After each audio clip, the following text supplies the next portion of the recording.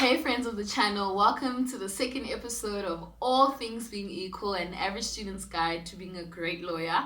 My name is Nuntumekelelo Magwa and I am so happy to have you here with me today. I am rocking my law school regalia so that you know it's true, okay? And as per usual, I'm going to be looking down just to make sure I'm staying on track and giving you content that is actually what we planned, okay? So, yeah, guys, today we're going to be discussing FILAC or IRAC, as some people call it. And I just thought that this was a really important video to make, especially so early on, because it is a foundational skill that is going to be required of you and taught to you at law school. So you can expect to have to use FILAC everywhere in your assignments, in your tests, in your examinations, moods, everywhere, right? Because in essence, this is the art of lawyering, being able to use FILAC. This is what it means to be a lawyer. And so FILAC is an acronym that shows you how to structure your argument in order for it to be a persuasive legal argument. For it to be a persuasive legal argument, the FILAC IRAC structure is going to give you that. So in this video, I am going to be talking you through how to use the technique and my 3 pro tips in order for you to really master this and excel in answering your questions and getting those hard sought after marks. Okay, so starting with, I'm going to use FILAC, okay? So FILAC stands for facts, issue, law, application, and conclusion. IRAC, on the other hand, stands for issue, rules, application, and conclusion. So it kind of like skips the facts, right? Kind of. But I'm gonna just stick with FILAC because yeah, that's what I want to do. Okay. So yeah, and I figured to do this effectively and to work you through it, let's go through a basic example that I came up with. So I'm going to read it right now and then I will get back to you, okay? An overloaded taxi was speeding on the N1. Unfortunately, the taxi driver loses control and it crashes. Fortunately, no one dies in the accident. One of the passengers hears that you are a law student and asks you to help them claim from the road accident fund. We are going to IRAC this baby, okay? We are going to do it, okay? So first of all, guys, with your facts, basically the facts provide you with the medium, the context, or the playground in which the law will be applied. Now, this is where my pro tip, the first pro tip comes in. 100% know the facts. And the reason why it's so important for you to know the facts is because oftentimes you can actually even be able to figure out what the issue is without it being explicitly stated, because the facts are going to provide the conflict, the contradiction, or the or the ambiguity in the scenario that you then need to resolve. Okay, so it's very, very important for you to have a good and a firm understanding of what is actually happening. What are the facts? Okay, get your facts right. And also I think that's really obvious, right? Because that's why people go to lawyers, right? Because they have a set of facts that are like in conflict, or a set of facts that are not doing what they want them to do, right? This is why people go to court. This is why people go to lawyers, right? So yeah.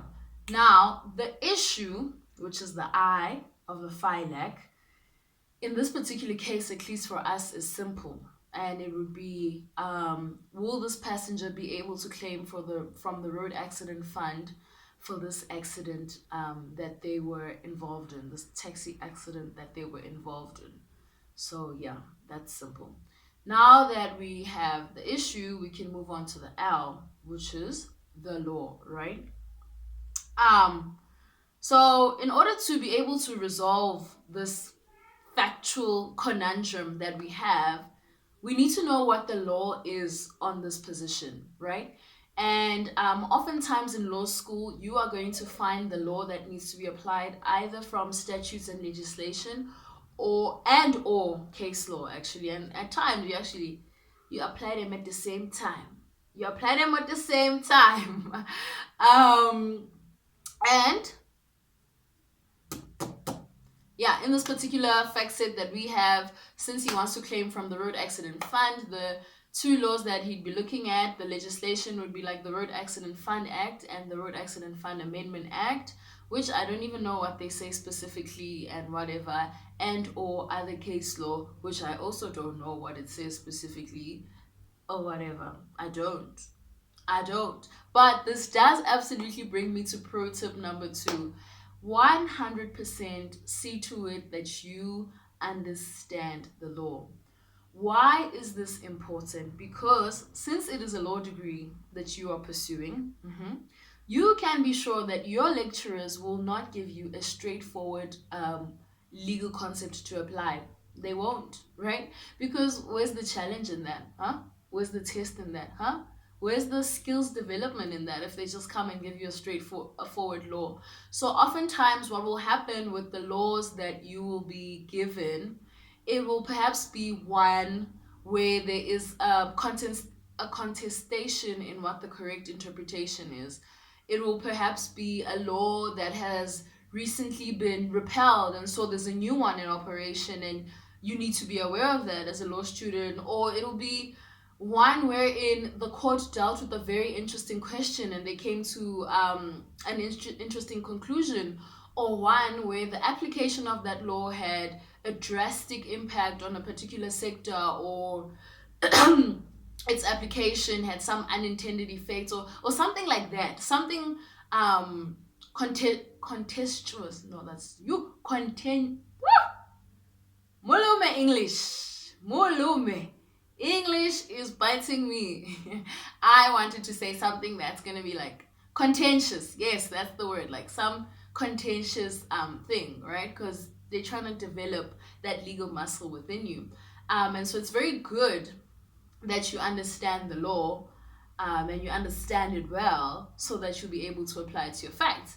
Now that we have the law sorted out, we're going to move on to the application. Now, the application, this is where all your thinking and problem solving skills come to the forefront, right? So remember how we spoke about the facts being the medium, the context, and the background? Essentially, in the application, what you do is you take that context and you take the law that we've just talked about, the RAF Act and RAF Amendment Act and or other relevant case law, and you put it onto your context. You do this. Boom. To see what outcome that produces. That is what you do. Practically, what this will look like for a lot of the work that you'll be doing, it will be finding similarities and differences between your case law, or your facts, and legislation and case law to see if it actually applies in those particular facts or the ways in which it doesn't apply, so that you know what the outcome should be, right? So if we look at this, I know that the RAF says that it will pay out compensation to anyone who is injured on South African roads if they are abiding by the rules of the road, right? So in our fact, the taxi was on the N1. That's good because that is a road in South Africa. Yeah, and that's what the RAF covers, so that's very good. There was an accident. That's also good because that's what the RAF covers.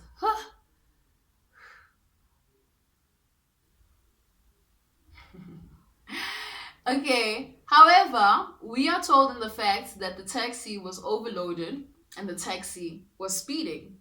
So what does overloading and speeding mean? That means it's not abiding by the rules of the road, right? And the RAF says it will pay out if there's an accident on the South African roads and whoever was involved was abiding by the rules of the road. So that means in this particular instance, when you apply the law to the context, to the facts, what happens is the RAF won't pay out. It won't. Which brings us to our conclusion. So, in essence, your conclusion is where you state what the outcome of the application of the law to the facts is, which would simply be that the RAF won't pay out because the taxi wasn't abiding by the rules of the road because of the overload and the speeding, right? And now this also brings me to pro tip number 3. This is very important, you guys, okay? Commit to a conclusion. Oftentimes, what students want to do is say that this could go either way, which, if you've been following my argument, you'll realize is actually a very interpretation to arrive at. It could really go either way, particularly because, like we said, the facts often have a conflict, a contradiction, an ambiguity, and the law often is based on something that is contentious or something that is uncertain, right? And so it is reasonable to believe or expect that the case could go either way, but that's not helpful because when a client comes to you, they want a particular outcome. You, as a lawyer, want to be able to solve legal conflicts. The judge, as a judge, wants to be able to give a clear outcome and say this is what should happen and this is what shouldn't happen, right?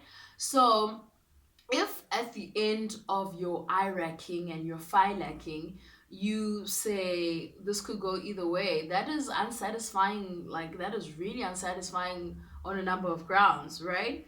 And I think it also speaks to the fact that you have failed in being able to solve that ambiguity, conflict, contradiction in the facts and in the law, or the contextualness. So it's like when you arrive at the conclusion and you say it could go either way because of this and this and this and this and this, it's like we might as well have just stayed with the issue. We might as well have just stayed with the issue because you ain't saying nothing, baby. So please, 100% commit to a conclusion. Pick a side. And the side that you should pick is the side that makes the most sense by way of the law and by way of all the different interpretative tools and understandings and the values of the Constitution and all of those things and the legal principles, right? That's what you should come at when you arrive at your conclusion. A position that is strong because you've done all of that work and you've shown, or no man, this is the way that this should go. So I want to say, as a dictum, in order to improve in your FILACing, IRACing, you're going to have to read a lot of cases, and you are also going to have to use it. You need to practice. It's actually that simple. You just need to keep on practicing, and you're going to get better and better at it, and it's going to be easier. And also, you guys, tell me, what are some of your experiences with using FILAC, IRAC, and whatever. And yeah. I hope this video was really helpful to you. I had to do it all in one take, but it's fine. And in the comments down below, please let me know what is some of the other content that you'd like to see on the channel. I have some ideas as well, but if you let me know what you'd like to see, then that helps me be able to serve you better and give you content that's going to be beneficial to your studies. So guys, thank you very much for hanging out with me on the second episode of All Things Being Equal, an average student's guide to being a great lawyer. I will see you guys next week, Saturday, 6 p.m. And I really hope this was worth your while. And yeah, please subscribe to the channel, share the video, and just like turn on your notifications. And just saying, do me well done. Really appreciate that. Bye guys. Mwah.